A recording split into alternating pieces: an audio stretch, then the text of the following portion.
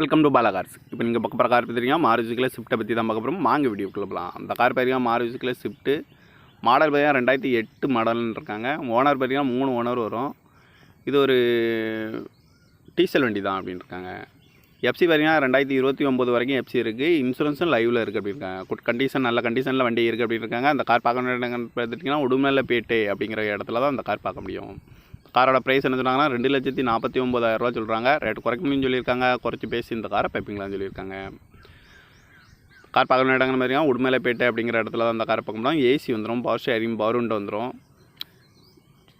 Remote lock வந்துடும் இருக்காங்க. TN 04 AB 8568 அப்படிங்கிற நம்பரில் தான் அந்த கார் இருக்குது அப்படின்னு இருக்காங்க.